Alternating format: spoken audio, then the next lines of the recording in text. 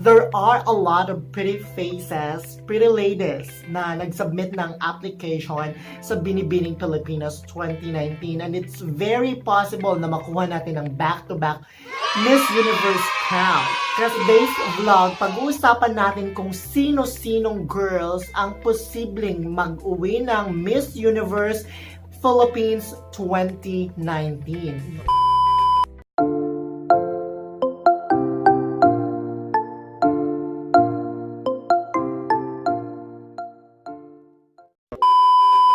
Hi guys! Hello!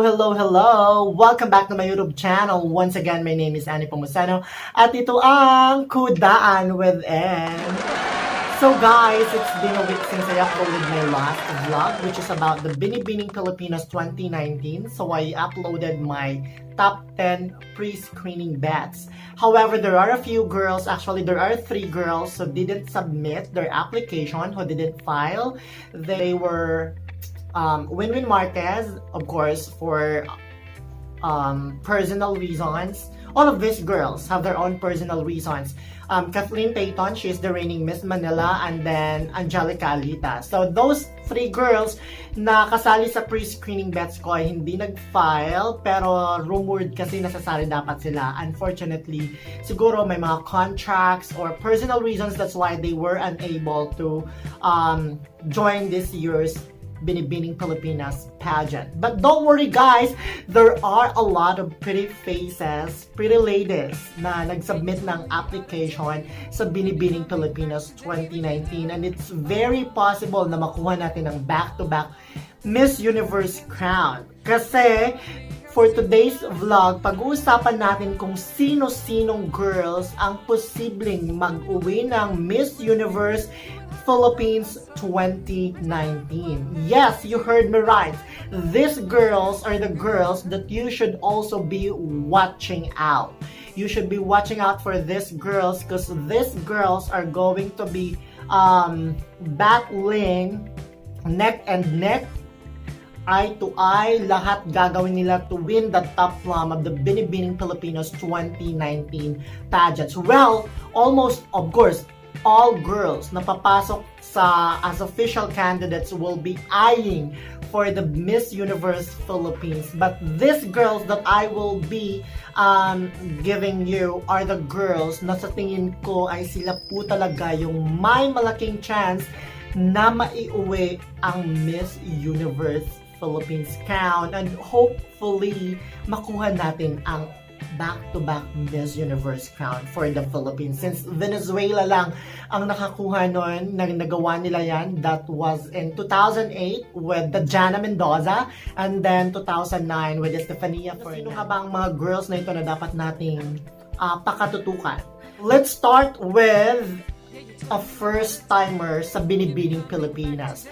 Pero kasi 2012 pa lang, marami na nagsasabi na sasali. Ito almost every year sinasabing sasali siya, nasa wishlist siya. Ang haba na ng preparation niya. She is no other than Patch Magtanong. So who is Patch Magtanong? She is a UP Law graduate. She graduated as magna cum laude. She is a member of PMAP, Philippine Models Association of the Philippines. She stands 5'9". Napaka-fresh ng beauty niya. She looks like Valeria Morales, Miss Universe Colombia 2018. She also looks like Ara Arida. Ang dami niya rin kamukha. Napaka-pretty din ito. Posible rin, parang siya yung flag bearer ng Aces and Queens. The application, when she talked, napakaganda ng communication skills ni Patch Magtanong. So it's a no wonder kung siya ang mag-win ng Miss Universe Philippines 2019. So guys, you should be watching out for Patch Magtanong. So next na pwedeng makapag-uwi ng Miss Universe Philippines crown. Anyways guys, this is in random order. So hindi ko sila ni-rank na 1, 2, 3, 4, 5. These girls, sa level na to parang fair. Definitely papasok sila as official candidates. Okay? Now, next kay Patch Magtanong is no other than Binibining Pilipinas 2018 first runner-up. Vicky Rushton. Yes, guys, si Vicky po ay napakaganda. Pag nakita mo siya in person, napaka-angelic ng mukha niya, mestiza na, you know what? Iba yung ganda ni Vicky. Siguro, magmamatter yung height niya kasi she's only 5'6". She is 26 and graduated at La Salle Bacolod with a course of interdisciplinary studies.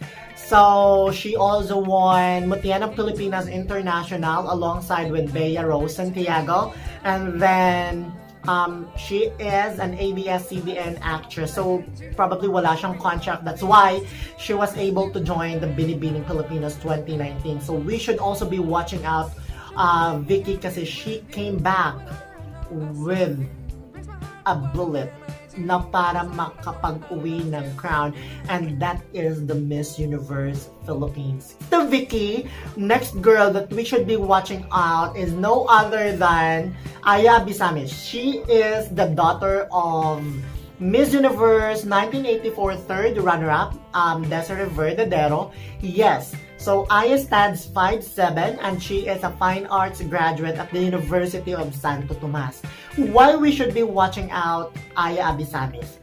Well, last year, kung sinasabi yung raw pa si Aya, this year, hinog na po si Aya. She is 27 years old, which is the age limit of the Binibining Pilipinas, and ang Miss Universe naman ay 28 years old.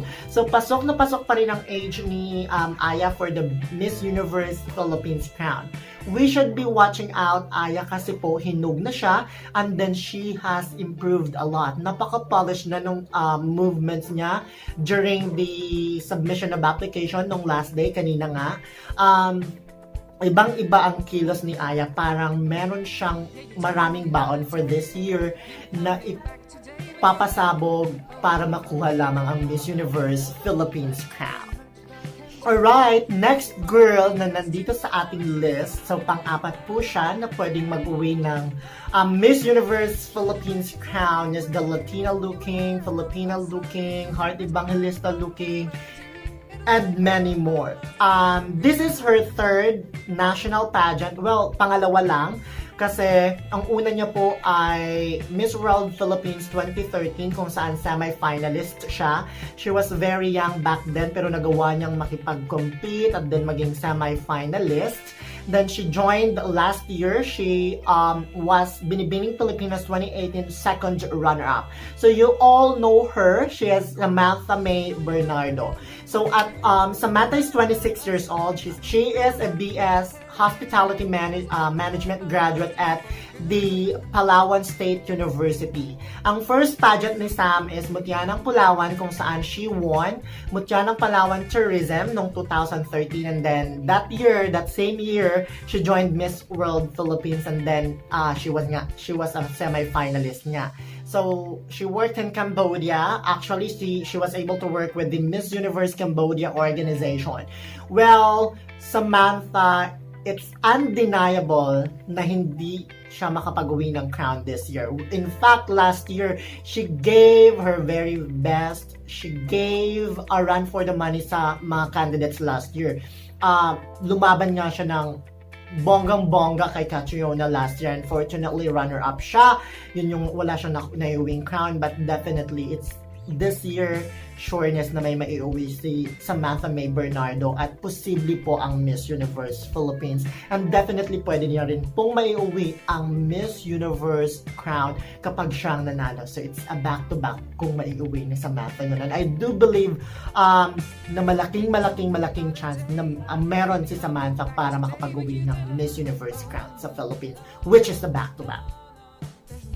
Ang next na girl ay walang iba kundi ang instant and huge favorite ng mga pageant fans kasi nga new face and new siya sa Philippine pageantry. Walang iba kundi si Hannah Arnold. She is from Masbate. Hannah is 23 and stands 5'11". She has an applied sciences degree in forensic studies. She graduated at the University of Canberra. She's the first girl to submit her application, and maraming nagabang kay Hannah Arnold. Yes, there is a possibility na may uwi niya rin po ang Miss Universe Philippines crown, but for me, she is too young. Well, mas maganda kung maraming experience si Hannah para mas maiuwi niya ang Miss Universe crown. That's what we want for Hannah. But this year, I'm not closing my door. There is a huge possibility na pwede niya pong mapanalunan ng top love ng Binibining Pilipinas pageant. So these girls are my top 5 favorites na posibleng makapag-uwi ng Miss Universe Philippines 2019 crown.